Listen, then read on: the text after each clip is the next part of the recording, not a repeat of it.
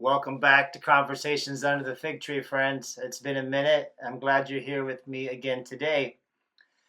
You may have noticed that I took a little pause, took a little time to kind of figure some things out and to think about this channel and where I want it to go and what I want to do with it. It got me thinking about why we do it. Not just why I do this channel, but no, the bigger question, why do people of faith spend so much time and so much energy and so much effort on an endeavor, this spiritual endeavor, when they could be doing other things? I stop and I pray 5 times a day, every single day of my life. And I've been doing this for a very long time. I fast the whole month of Ramadan. We give zakat, charity. We go on pilgrimages that are time consuming and they cost a lot of money. They're also fascinating and beautiful and spiritually uplifting.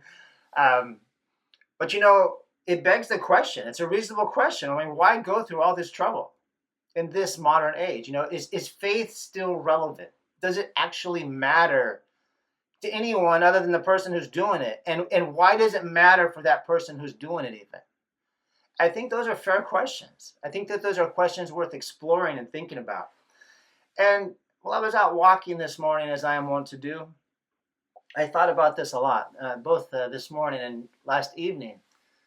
And I asked myself, Mehmet, why do you do it? What are you after? What are you looking for? And I came to a conclusion, and I will share it with all of you, dear listeners, and I'll be curious to see if maybe some of you have reached the same conclusion yourself. And here's the conclusion I came to. I've really found in my life experience, which is not that great, 54, almost 55 years next month, I've found that in the camp of faith, in the camp of religion, there are really two groups of individuals. Two. The first group, I would call them your traditionalist. These are people who go to church or they go to their masjid or their synagogue or their temple, and their aim, what they're trying to accomplish is really a traditional lifestyle. They want to be moored in the wrappings of tradition and community and family, and they want to reap all the beautiful benefits that come from those great things. And in religion, they find that pathway. And maybe the first to say there's absolutely, nothing whatsoever wrong with that. This is not meant to be a criticism of which group is correct and which group is not correct. I'm simply observing what I have found to be the two different ways that people approach faith. And I would say that that's the first way, is your traditionalist. And I think that's the vast majority of people of faith, frankly, the majority of them. They're traditionalists. They go to church on Sunday because their parents went to church on Sunday and their grandparents, and they have fond memories of that association, that community, and it benefits them. Or they go to the masjid at the mosque on Friday for the same reasons, etc. The majority, probably. And then there's this other camp of people that are less traditionalist. They are more seekers. They're explorers. They're people who see the spiritual endeavor as this great adventure. They see spirituality as this incredible, beautiful unknown, and they want to know it. They're the Marco Polos of the spiritual world, the Ibn Battutas of faith and spirituality. They want to get out, they want to experience, they want to explore, they want to see, they want to taste. And I think you can tell probably by my passion and the passion in my voice. I consider myself part of that second camp. The first camp, I think, has enormous value. I'm not trying to poo-poo it in any way. It's beautiful and for many reasons. And our society desperately needs a lot of that, frankly, right now. It needs tradition. It needs traditional moorings. It needs an anchor to hold it down during this storm that we're going through. But it's not my camp. That's not where I came from. I converted from the faith of my father and my grandfather, Mormonism, to the faith of Islam. So, if I were to be a traditionalist, I would be sitting in a pew on church on Sunday, and my sons would be passing out the sacrament and attending fast and testimony meetings, right? I left that world. I left that. So tradition is not what motivates me here. What motivates me is curiosity. curiosity. Like, sorry if that's a little disappointing. If you were thinking, oh, it's something, grand mystical thing. Truly, it's curiosity. I want to be the Ibn Battuta of the spiritual world, and I've worked really hard to do that. I've been to every church you can think of. I mean, no, not everyone. I'm sure you can think of some church I haven't been to, but let me tell you, folks, I've been to a lot, a whole bunch. I mean, hundreds, maybe more than hundreds. I've been to temples. I mean, hundreds of temples from different traditions. I'm talking Hinduism. I'm talking different schools of Buddhism, Theravada, Mahayana, Hinayana. The various different Hindu sects, Christian churches, synagogues. I taught a class on Islamic spirituality for like 6 weeks or something at the Jewish Federation in Seattle. Hello, right? Under the at the invitation of a nice rabbi there, Rabbi Fine. So, what I'm trying to say, I'm not trying to brag here. I'm just trying to say that I'm trying to give you an example of what I'm talking about. This is my experience has been one of exploration. Carl Sagan is a writer who I admire a great deal, and he wasn't a believer. But he was curious. He wrote 2 books that had a profound impact upon me. One was This Demon Haunted World, and the other one was the basis that became the movie Contact with Jodie Foster. If you haven't seen it, go watch it. It's crazy good. It's an amazing, beautiful, thought-provoking movie. And always, his work is exploring this section between faith and spirituality and science but at the heart of it really is exploration. And in the faith world, it's always really been about these 2 camps. This is not unique to Mehmet. I didn't discover anything here. I'm nothing special here. You've always seen this. Like if you look at the Muslim world today as just a subsection, the one that I'm the most familiar with today after many years of practicing Islam, you'll find this very clearly. On the one hand, you have your very storied, set in stone, kind of calm, measured, scholarly traditionalist. And then on the other side, you see these really fascinating figures, men like Ibn al-Arabi, Imam Ghazali, al-Bistami, Junaid al-Baghdadi, Hallaj, others, who pushed boundaries. They were curious. They were seeking. They were wanting to understand. They were wanting to see something. They wanted to feel something. They see death as this great unknown. And as the great Sufi says, he wanted to die before he died because he just wanted to see it. He wanted to taste it. That's the camp that I'm in, folks. And I'm amongst those people of faith, whoever they are, Christians, Muslims, Buddhists, Jews, Hindus, people I can't even imagine who they are. But they share this one thing in common, and it's that they see that there's something out there, there's something beyond, and they want to taste it. They want to experience it. They want to find something bigger than themselves, something beautiful, something powerful. And that's me. That's the camp that I'm in, and I think that's what I want this channel to be about. I want it to be a caravan. Think of me as a guy leading a caravan through the desert, and we're off on this adventure. We're following the trails of Ibn Battuta or Marco Polo, one of these great explorers. And we're stopping here and we're stopping there, and we're looking along the way. And the place that we're going is undefined because it's so undefinable, right? We're looking for the divine. We're looking for the mystery behind the mystery. When you look at the 99 names of Allah, there's 2 that come to mind as I talk about this. Al-Zahir, the outward, and Al-Batin, the inward, right? There are others who are really, really qualified to talk about the Zahir, the outward. I'm really interested in the Batin, right? I'm really interested in the why, Don't just tell me what to do. Tell me why we're doing it, right? What was the intention? Where are we? Where are you bringing me?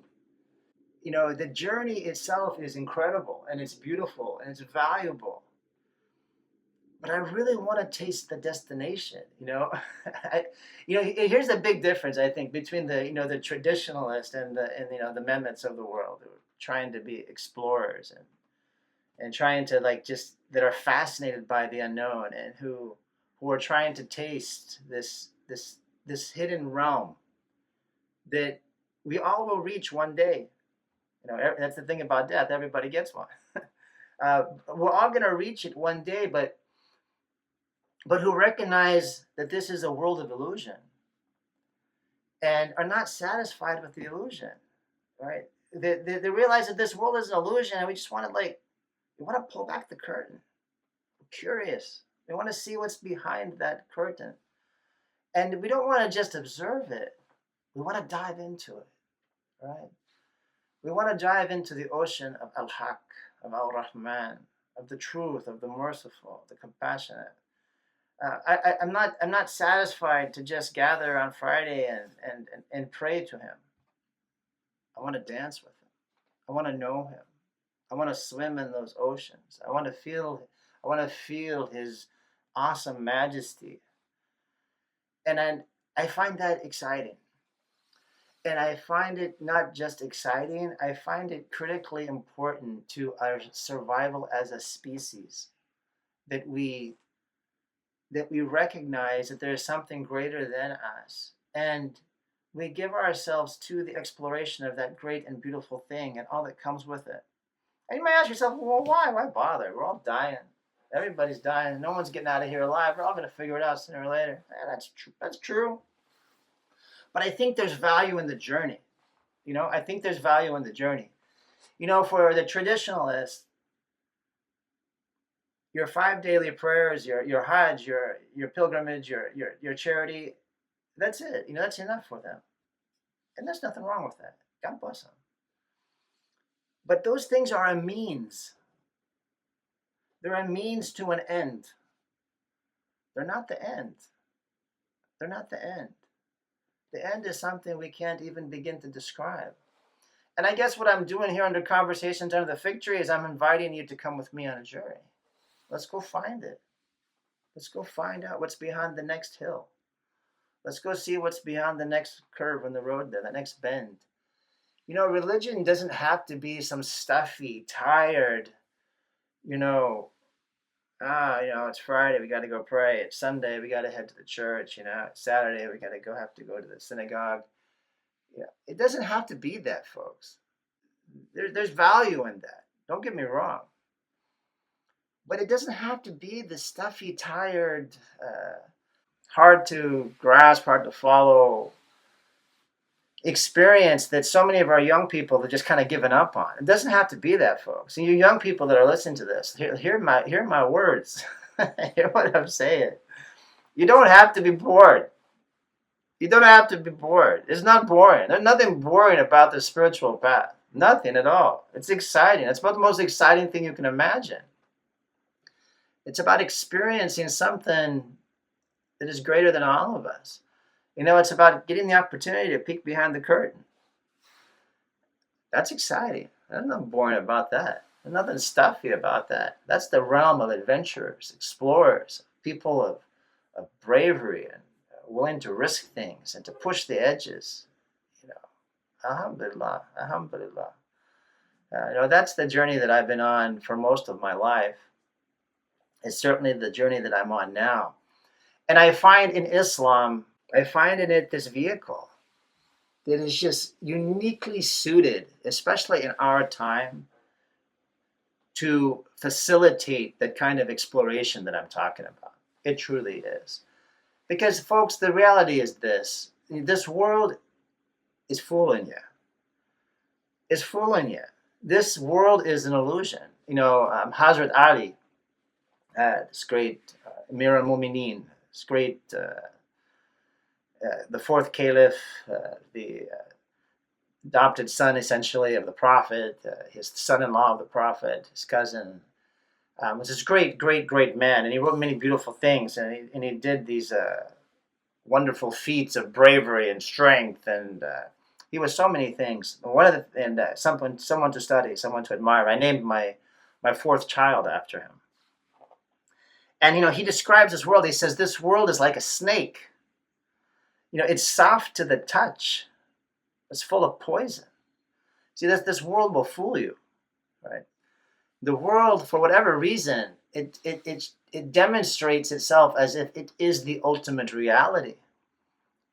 But it isn't, folks. There's a greater reality. There's a much, much, much greater reality out there. This world is just a shadow of that reality. I love the hadith that describes this world as, a man is riding across the long desert, and he sees a date tree or palm tree, and he stops and he ties up his camel and he rests. He rests beneath the tree for a moment, and then he gets on his camel and he rides away. This world, this life is just that brief moment beneath the date tree, right? There's a whole place that we came from. There's a whole place that we're going. I want to find that place. I want to see it. I want to touch it. I want to taste it. I want to experience it. And I think that's about as most exciting thing that there possibly could be. Alhamdulillah. Alhamdulillah. So that's what Conversations is about. I want you to get excited. Get excited. Join the caravan. Hop on. Let's go have an adventure. Let's go see something incredible. Let's go explore and taste that unknowable thing that is just beyond the horizon, and know it and feel it in our heart. I think that's what the other thing that separates, people of faith. You have the traditionalist who's willing to just kind of go through the motions and comply with the wajibat. The wajibat means the mandatory things, prayer, fasting, etc. But on the other side, there are these individuals for whom that is not quite enough, honestly. It's just not enough. It doesn't sustain us. For those people, I don't want to study about the divine. I want to feel him. I want to feel him. I want to fall in love with him. I want to dive into his ocean and taste the ultimate reality, not the shadow of the reality. I think it was Plato talks about this in his Republic, right? The cave, right? Do you want the shadows on the wall, or do you want the reality behind the shadow? I want that reality. I want it for you. I want it for your children, your families. And I think that Islam is an incredible vehicle. Is probably not probably, I'm not going to lie to you. It is the greatest vehicle towards achieving that end, because it has within it not only the discipline and the practices that help us to get there, but it has some people who have actually done it. They've actually done it, and they've lived to talk about it, and they've lived to share their experiences and how they got there. In the coming days, we will be exploring this topic more, and I hope it will be of value to you. And if it isn't, that's okay. Just leave it. Leave it for me. If you don't need it, I need it, I assure you. Until then, my dear friends, be blessed, be happy, be curious, explore, learn, taste of the beautiful waters that are out there, and never stop looking, never stop searching. That's what this life is all about. It's about growth. It's about finding our way.